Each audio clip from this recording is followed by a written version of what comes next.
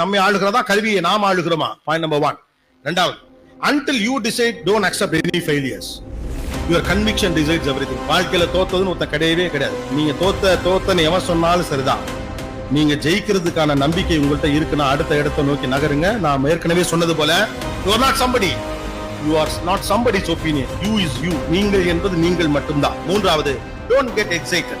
தேவையில்லாம எக்ஸைட் ஆகாதீங்க. ஆஹா அப்படின்னு நினைக்காதீங்க. உங்களை ஆராதிக்கக்கூடியவர்கள் அழகின் பொருட்டு ஆராதிக்கிறார்களா, அறிவின் பொருட்டு ஆராதிக்கிறார்களா என்று கவனியுங்கள். மனச்சிதறலுக்கு இடம் கொடுக்காதீர்கள். டிஸ்ட்ராக்ட் பண்றது ரெடியா இருங்க. ஏன்னா இந்த காலகட்டத்தில் பெரும் சிக்கலாக அது இருக்கிறது. என்னமோ போல இருக்குன்னு உங்களுக்கு தோணுச்சுன்னா உங்கள்ட்ட போக்கஸ் ஏதாவது முக்கியமான போக்கஸ் எடுத்து வைங்க. நிறைய படிங்க. அது ஒரு புதிய சிந்தனை உருவாக்கும்.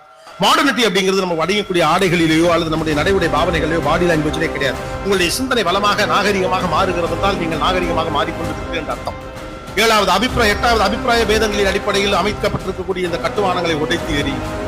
அபிப்பிராய பேதத்தின் அடிப்படையில் உங்க மேல வச்சிருக்கக்கூடிய நளினமான அரசியல் என்ன, நுட்பமான அரசியல் என்ன என்பதை நீங்கள் கவனிக்கிற போது இயல்பாகவே உங்களால் அடுத்த நிலைக்கு நகர்ந்து போய்விட முடியும். 9வது, இளமை காலத்துல எது ப்ரையாரிட்டைஸ் பண்ணணும், எதை ப்ரையாரிட்டைஸ் பண்ணக்கூடாதுன்னு கண்டுபிடிங்க. உங்களுக்கு தேவையான விஷயத்தை நோக்கி இந்த உடம்பு மனசை நீங்க நகர்த்த மனசு ஒரு சரியான இடத்தை நோக்கி நகர்த்திட்டு போயிடும். அதுல நீங்க கவனமாக இருங்க.